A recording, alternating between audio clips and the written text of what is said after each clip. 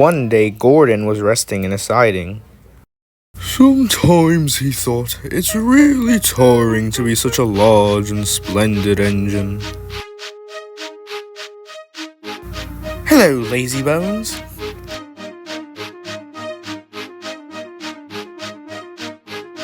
Puh, what cheek, speaking to me like that. Me, who has never had an accident. Aren't jam whistles and burst safety valves accidents? No, indeed. High spirits might happen to any engine, but to come off the rails like Henry did, well, I ask you, is it right? Is it decent?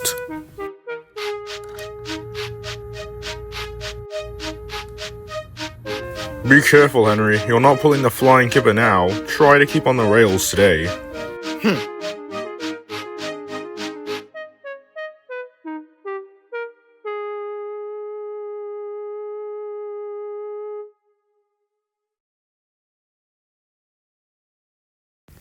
Wake up, Gordon. There's a special train due in, and where to pull it. Is it coaches or trucks? Trucks. Trucks. They lit Gordon's fire, but it was sulky and would not burn. They couldn't wait though, so they had Edward take him to the turntable.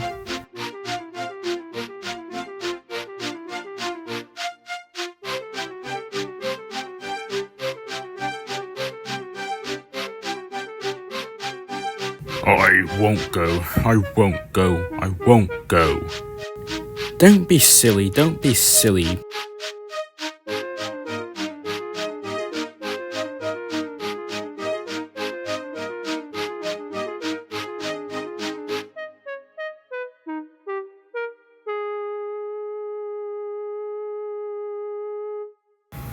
The movement had shaken Gordon's fire, but he was still very cross and didn't care what he did. Then he had a cheeky idea. If I move forward just a bit, it'll be enough to jam the turntable. That'll show them.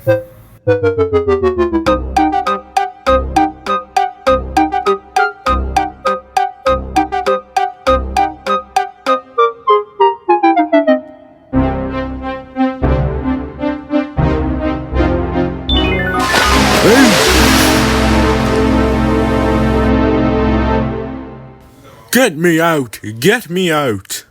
Not a hope. You're stuck, you silly great engine. Don't you understand that? On the other side of the ditch, some little boys were chattering.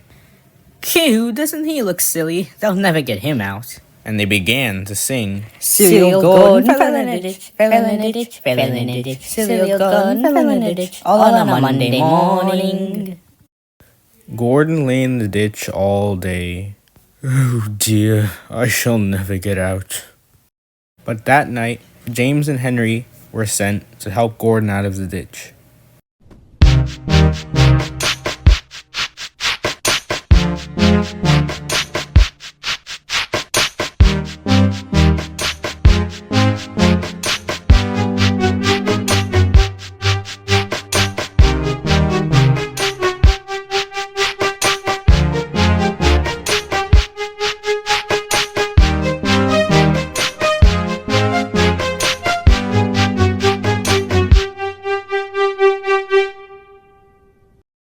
And so Gordon slunk home, a sadder but wiser engine.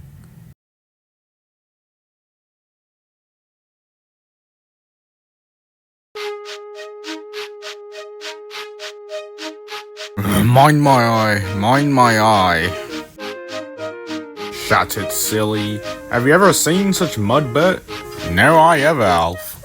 You ought to be ashamed of yourself, Gordon, giving us extra work like this.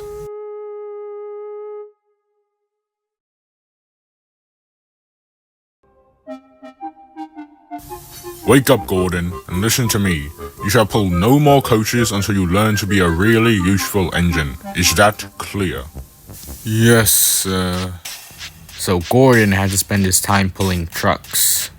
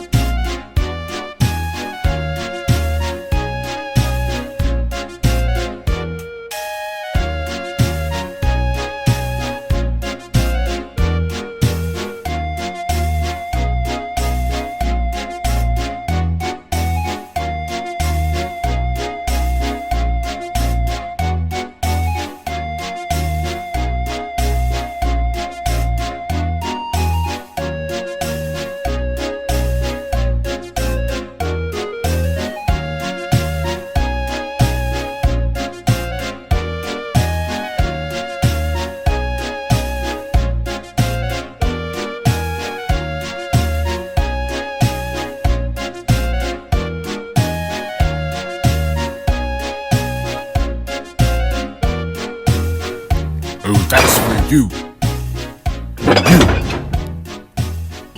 You.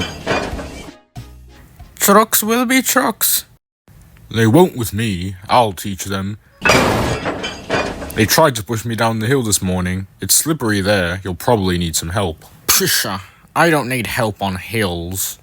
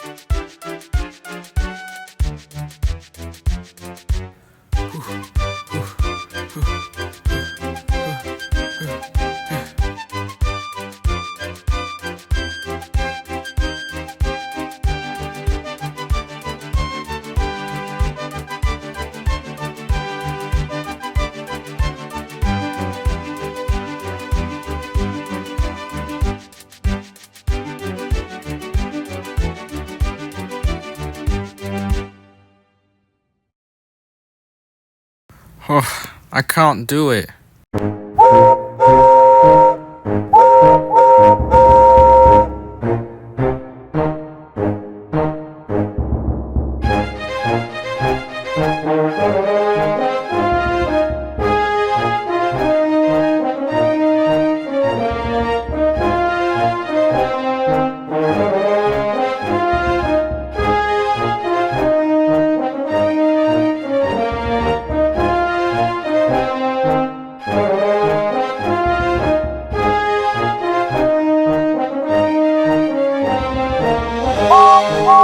Thank you.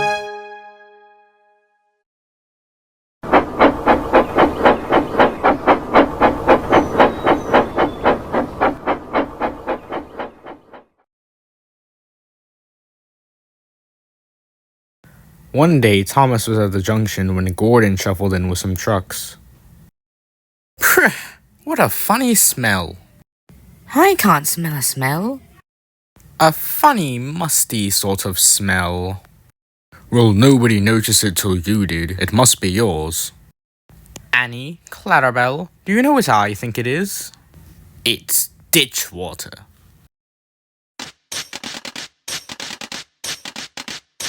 Annie and Clarabelle could hardly believe their ears. He's dreadfully rude. I feel quite ashamed. But Thomas didn't care. That was funny, that was funny. Thomas left the coaches at the station and went to a mine for some trucks.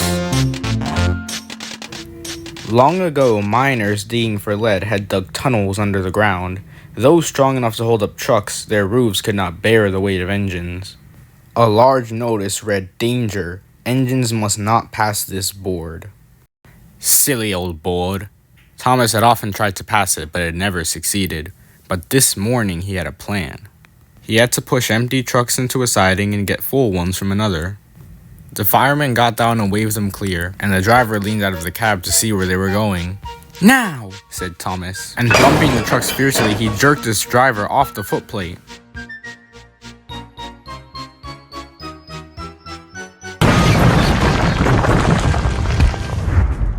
Fire and smoke! I'm sunk!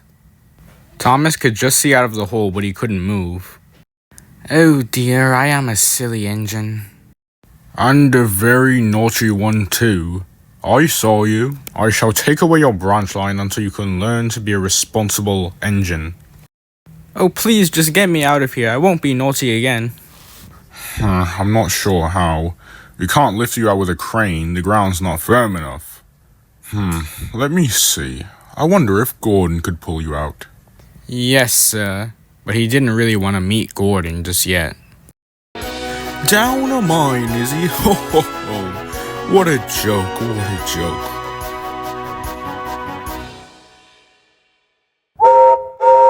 Little Thomas, we'll have you out in a couple of puffs.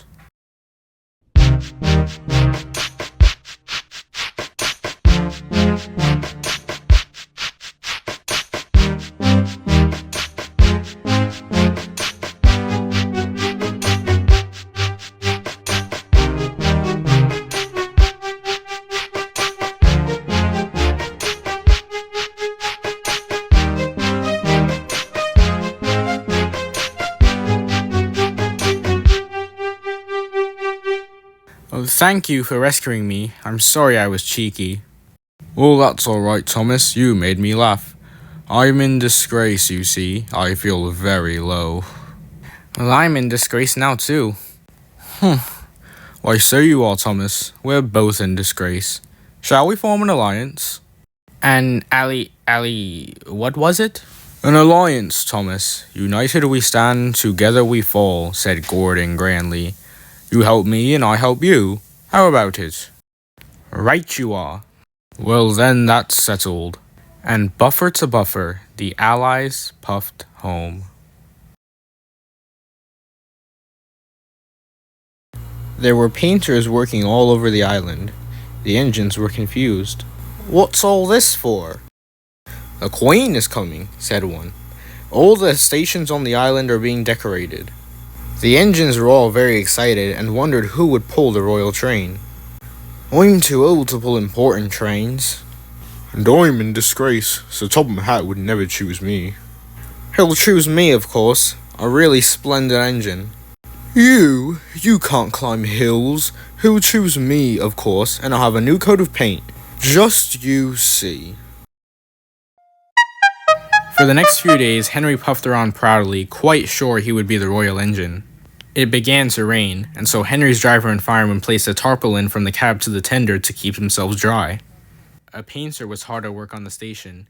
Henry's smoke and steam whooshed up, and the painter could not see. He lost his footing and fell plop onto Henry's tarpaulin. The paint pot perched on Henry's dome. You miserable engine. First you spoil my lovely paint with your dark smoke, and now you steal the whole lot, and I have to fetch some more. My, what has happened here? You look like an iced cake, Henry. That won't do for the royal train. I must make other arrangements. Sir Topham Hatt went over to the yards, and Thomas and Gordon saw him coming. Please, sir, can Thomas have his brunch line again? Now, one at a time. Yes, Gordon? Please, sir, may Thomas have his brunch line again? Thomas? Please, sir, may Gordon pull coaches now? You both have been quite good lately, and deserve a treat. When the Queen comes, Edward will go in front and clear the line. Thomas will look after the coaches, and Gordon shall pull the train. Oh, sir, thank you.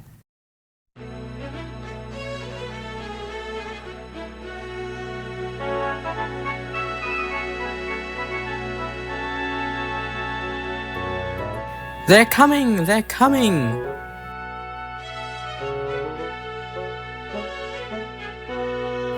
Gordon was spotless and his brass shone, and on his buffer beam he proudly carried the royal arms.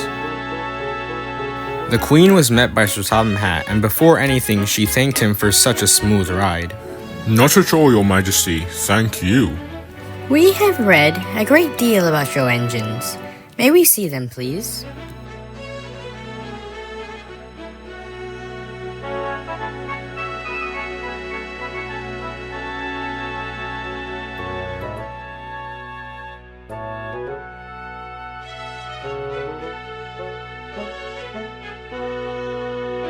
Three cheers for the Queen!